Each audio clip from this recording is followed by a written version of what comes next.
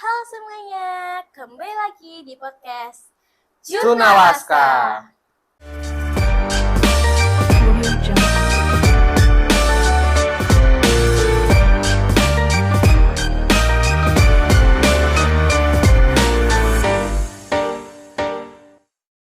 Perkenalkan, aku Gina yang akan menemani podcast super menarik hari ini bersama dengan bintang tamu spesial. Pasti kalian penasaran kan siapa sih bintang tamu spesial itu? Nah, di sebelah saya ini ada anggota Paskibraka Kabupaten Batang tahun 2025 yang mewakili SMA Negeri 2 Batang. Wah, sungguh membanggakan ya teman-teman. Bisa perkenalkan diri dulu nih kakak-kakaknya. Tuh, kenalin, nama aku Cintara Putri Brilian dari SMAN Negeri 2 Batang. Aku sebagai Danton 45B.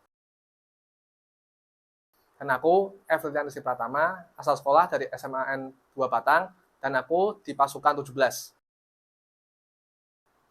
Wah, rasanya gimana tuh kak jadi anggota inti gitu di Paskibraka? Seru ya, terus membanggakan serta bisa mendapat pengalaman yang banyak. Aku boleh nih tanya-tanya tentang seputar Paskibraka? Boleh banget, jelas.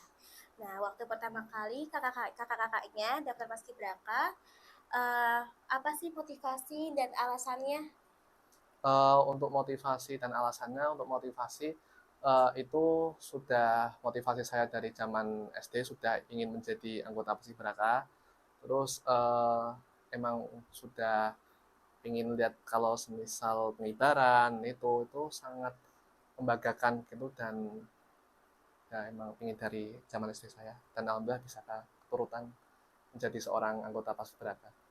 Kalau aku sendiri itu alasannya itu kan pasti buat banggain orang tua, dan juga aku pengen lebih ngelatih diri aku ke depannya biar lebih disiplin, biar percaya diri sama keahlian aku sendiri.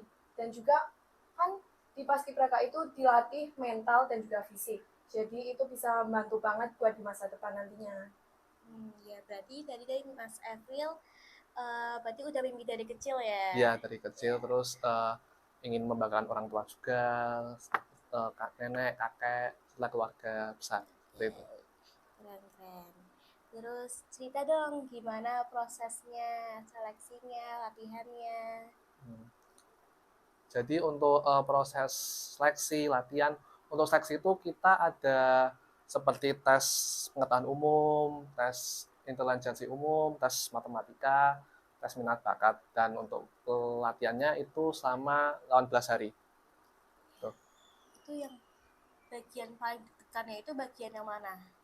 Bagian pada saat seleksi ya, itu Ya. jelas sekali, karena itu adalah penentuan kita untuk menjadi seorang anggota Paskibraka. Lalu apalagi kalau seperti itu kan kayak tes gitu harus butuh yang namanya seperti tes fisik, tes intelijensi umum, tes bahasa Inggris, minat bakat, seperti itu. Kalau buat aku sendiri paling membuat deg-degan itu waktu tes Paskibraka yang tentang PBB sama tentu aja wawancara. Karena di tes PBB itu kan kita harus ngelawan lebih dari satu kecamatan. Jadi kita itu nggak bisa sembarangan buat ngasih gerakan yang emang menurut kita itu bagus, tapi menurut di sana itu belum tentu bagus. Dan juga di sana itu kita kan perpang setiap kecamatan itu pasti beda-beda. Jadi rasanya itu kita harus benar-benar nyesuaiin tempo sama gerakan yang ada di sana. Dan juga diwawancara, aku kebetulan sebagai orang yang dipanggil waktu itu, yang lain itu kebetulan kan dapat senior-seniornya. Aku kebetulan langsung dapat pelatihnya, dan itu cukup membuat aku deg-degan karena itu langsung berhadapan langsung sama pelatihnya. Tapi aku berusaha buat tenang dan juga berusaha buat percaya diri sama diri aku sendiri. Wah, keren banget nih kakaknya. Terus ada momen latihan yang menurut kalian gak bakal bisa dilupain nggak? Kayak momen-momennya gitu. Tentu aja ada sih. Apalagi aku merupakan lurah putri di Paskibraka tahun 2025. Di sana kita itu ada yang namanya perenungan waktu itu. Perenungan itu kan setiap kegiatan pasti ada yang namanya kesalahan. Nggak mungkin 100% itu benar. Jadi di sana kita ada perenungan. Di sana kita udah dimotivasi sedemikian rupa, tapi emang kadang yang namanya manusia itu kan susah buat berubahnya. Jadi di waktu itu kita ada momen perenungan dan itu menyentuh banget buat aku. Kita jadi bisa ngerti rasanya kebersamaan, solidaritas, dan kita jadi bisa tahu isi hati masing-masing karena kita mengungkapkannya itu bareng-bareng. Jadi itu perasaannya sedih campur aduk ya. Ya, betul banget. Ya. Nih aku ada pertanyaan tentang gimana sih cara kalian bagi waktu antara sekolah, latihan, dan istirahat. Jadi untuk sekolah, latihan, istirahat, untuk sekolah itu yang jelas tugas ya. Untuk tugas tuh kadang di malam hari, yang penting sebelum jam 9 kan jam 9 istirahat. Jadi contoh jam 7 saya sholat isya, nugas, mikil, biar nggak ketumpukan tugas. Lalu untuk jam istirahat itu juga jam 9 sudah tidur karena tidak capek. Seperti itu. Ya berarti benar-benar dibagi ya biar Ya, istirahatnya tercukupi betul. juga. Eh, Reaksi keluarga kakak-kakaknya saat tahu kakaknya itu keterima jadi paskibraka Kabupaten Batang itu gimana? Reaksinya? Oke, kalau saya pribadi ya, orang tua kaget karena wah akhirnya yang kamu impikan tercapai ya kak. Oh iya. Kayak ya seperti saya juga alhamdulillah keterima dan itu kebetulan juga saya hoki. Jadi rankingan saya kan untuk laki-laki 50 orang. Nah, saya itu di ranking 49 jadi udah paling terakhir dan udah keterima.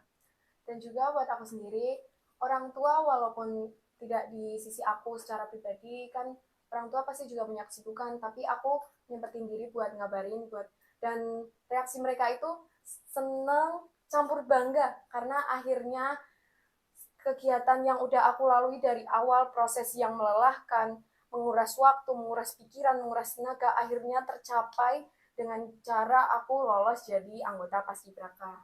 Oh iya, kayak gitu ya kak. Berarti keluarganya itu pasti bangga banget Iya, ya dengan pasti. ceritanya pasti itu. banget. Oke. Setelah jadi paskibraka, ada perubahan nggak di diri kalian? Misal jadi lebih disiplin atau malah sebaliknya? Yang jelas disiplin ya. Apalagi kita seorang paskibraka itu harus disiplin waktu, disiplin secara latihan juga. Sehabis latihan tuh kita lebih disiplin bangun tidur, lebih rajin ibadah, dan lebih rajin hidupnya lebih tertata lah. Seperti itu. Oke. Eh, Kalau bisa kasih pesan buat adik-adik yang mau jadi paskibraka di tahun depan, apa yang mau kakak-kakaknya sampaikan? Untuk saya ya, untuk kalian yang mau menjadi seorang paskibraka, pesan untuk saya, dari saya itu untuk adik-adik belajar PBB, lalu belajar intelijensi umum, pengetahuan umum, bahasa Inggris, dan tes matematika seperti itu. Kalau dari aku pribadi, buat kalian tetap semangat karena harusnya kalian itu harus coba, jangan takut buat gagal. Karena lebih baik kalian gagal karena coba daripada kalian nggak pernah coba sama sekali. Karena mungkin aja kalau kalian mikirnya, oh aku nggak bisa keterima sama ini, tapi kalian coba, tahu-tahu kalian udah bisa jadi paskibraka tahun 2026. Betul banget.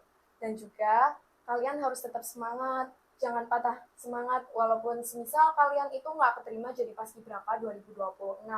Kalian tetap harus positif thinking, mungkin anak cucu kalian yang bisa jadi paskibraka ke depannya. Nih, tips buat anak-anak yang mau daftar paskibraka tahun depan gimana nih? Tipsnya yaitu bisa mulai dari sekarang itu kita latih PBB, terus bisa lebih lebih menggali ilmu tentang baris berbaris, serta lebih menggali tentang intelijensi umum, pengetahuan umum, terus serta intinya lebih mendalami lagi ilmu-ilmu seperti itu. Oke, nih.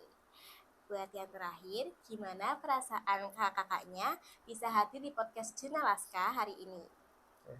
Uh, dari saya, Bangga ya, jelas seneng, apalagi tidak semua orang bisa diundang ke sini. Dan saya awalnya kaget, wah alhamdulillah rezeki saya bisa diundang podcast Jurnalaska, seperti itu. Dan aku juga ngerasa seneng dan juga bangga sih karena bisa dipanggil sama anggota Jurnalaska buat di podcast secara langsung kayak gini. Nah, gitu ya. Apa sih Kak hal-hal yang paling menarik saat masa-masa karantina? Yaitu kita seneng banget ya bisa nginep di hotel. Kebetulan kita diinapkan di hotel selama 2 malam, 3 hari 2 malam. Ya, seru bisa sekamar dengan teman, bisa sharing pas seleksi gimana rasanya, gimana pas latihan, seru apa enggak, seperti itu, guyonan di kamar, seperti itu.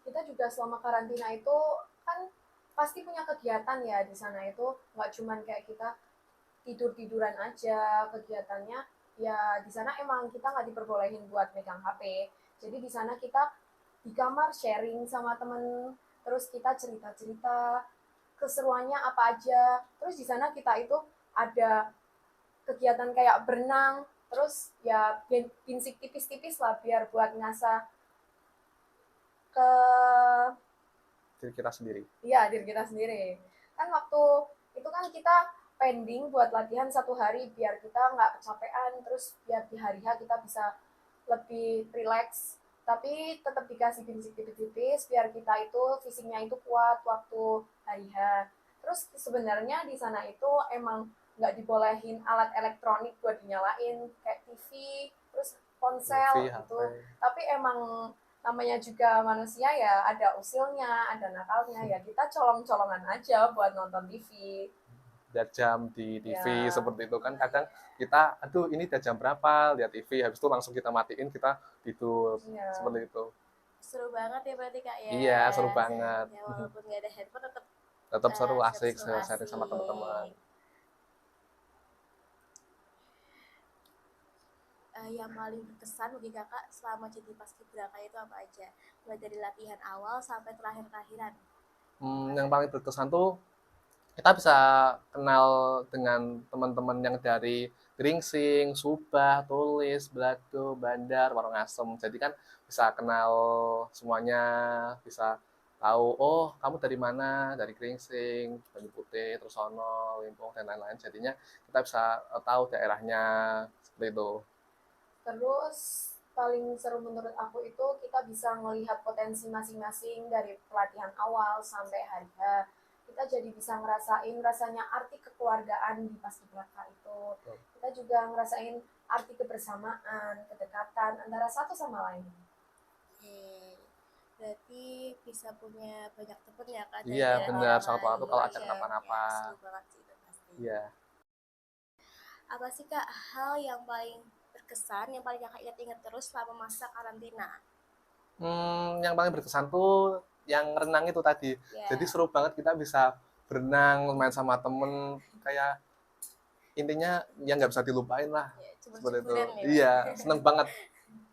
Ya, kalau waktu aku itu sih, ya pasti juga waktu kita renang. Apalagi dan juga waktu kita sekamar sama teman kita.